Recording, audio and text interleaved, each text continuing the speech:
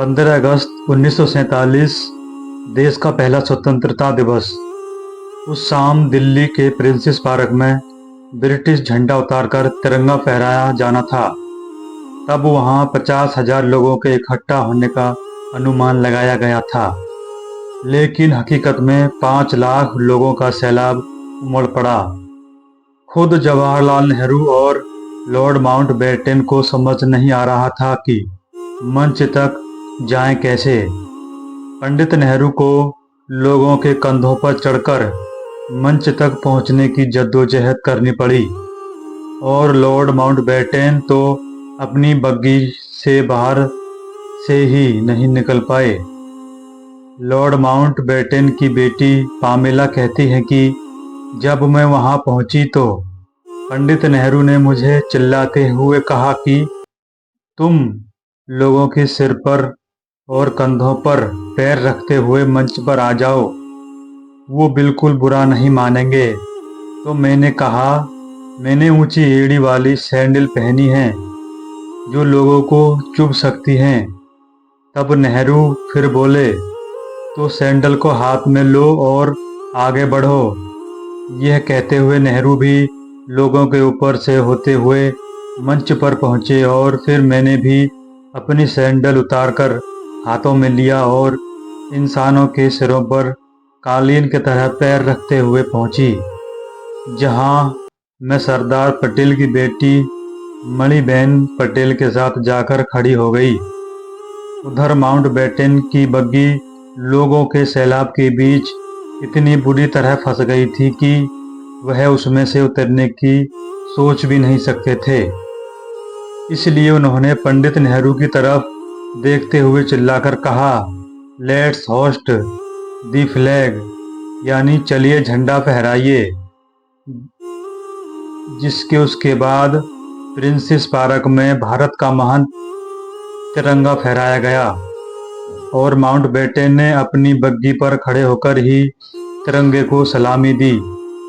जिसके बाद कुछ ऐसा हुआ जो अंग्रेजों के 200 सालों के शासन में कभी नहीं हुआ।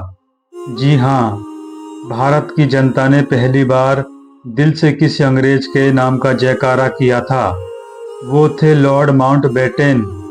हर तरफ एक ही नारा गूंज रहा था, माउंटबेटन की जय, पंडित माउंटबेटन की जय। उस दिन माउंटबेटन को वह सौभाग्य प्राप्त हुआ जो किसी अंग्रेज को नहीं हुआ था और उनकी आंखें खुशी से भर आईं। उस समय देश के करोड़ों देशवासियों ने आज़ादी का जश्न इतने बड़े स्तर पर मनाया कि जय हिंद, जय भारत और भारत माता की जय के नारों की गूंज पूरी दुनिया के कोने कोने तक पहुंच गई। और आज की इस खास वीडियो में आपको देश के पहले स्वतंत्र दिवस की सैर पर ले जाने वाले हैं, जिसमें हम कुछ दिलचस्प किस्सों के साथ दुर्लभ वीडियो भी दिखाएंगे। बाकायदा हम ब्रिटिश का झंडा उतारकर भारत का तिरंगा लगाने का दुर्लभ वीडियो भी देखेंगे। इन सब की मदद से आप उन खुशनुमा पलों को खुद महसूस कर पाएंगे। आपका सीना गर्व से चौड़ा हो जाएगा और तो और खुशी के आंसुओं से भर जाएंगी आपकी आंखें। तो पूरा वीडियो जरूर देखिएगा। दोस्तों, द्वितीय विश्व युद्ध में भले ही प्राइम मिनिस्टर विंस्टन चर्चिल ने ब्रिटेन को जीत दिलवाई थी, लेकिन इस जंग में ब्रिटिश की कमर टूट गई थी। दूसरी तरफ भारत में आज़ादी के आंदोलन की रफ्तार काफ़ी तेज हो चुकी थी।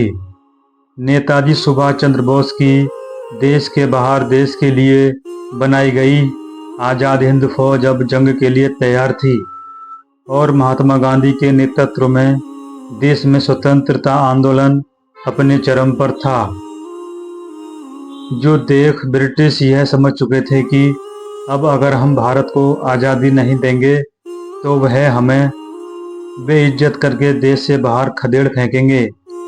ऐसे में नए प्राइम मिनिस्टर रिचर्ड एटली ने 20 फरवरी 1947 को ब्रिटेन की हाउस ऑफ कॉमन में घोषणा करते हुए कहा कि हम 30 जून 1948 तक भारत को पूरी तरह से आज़ाद कर देंगे।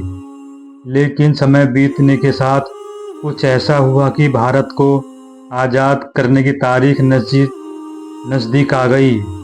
दरअसल भारत को आज़ाद करने की जिम्मेदारी देश के आखिरी वाइसराय लुई माउंटबेटन को दी गई थी, जो शुरुआत में इस काम में साल भर का समय लेने वाले थे। लेकिन देश की स्थिति अब नियंत्रण से बाहर होने लगी थी। इसी दौरान एक और स्वतंत्रता सेनानी लगातार संघर्ष कर रहे थे। वहीं दूसरी तरफ अंग्रेज़ों की डिवाइड एंड रूल षड्यंत्र की वजह से देश के कई इलाकों में जात पात के दंगे भड़क उठे थे। स्थितियां अंग्रेज़ों के हाथों से बाहर निकल रही थीं। तभी ब्रिटिश इंडिया के आखिरी गवर्नर जनरल श्री राजगोपालाचारी ने माउंटबेटन को समझाते हुए कहा कि अगर आपने 30 जून 1948 तक इंतज़ार किया तो वापस करने के लिए आपके पास कोई सत्ता ही नहीं बचेगी। यह बात उनके जहन में बैठ गई थी और लॉर्ड माउंटबेटन ने भारत को जल्द से जल्द आज़ाद करने का निर्णय लिया और 3 जून 1947 को इस प्रेस कॉन्फ्रेंस में ऐलान किया कि 15 अगस्त 1947 के दिन भारत को आज़ादी दी जाएगी।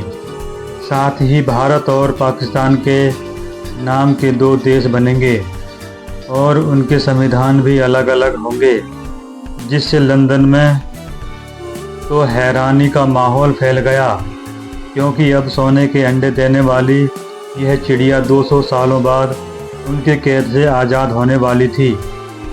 लेकिन भारत में खुशियों का माहौल फैल गया, क्योंकि जिस आज़ादी के लिए लाखों फ्रीडम फाइटर ने अपनी जान दी, अब जल्द ही सभी देशवासी उस आज़ादी की खुली हवा में सांस लेने वाले थे। दोस्तों, क्या आप जानते हैं कि आज़ादी के दिन तो 15 अगस्त को चुना गया था। भारत जीवन और स्वतंत्रता के लिए जागेगा।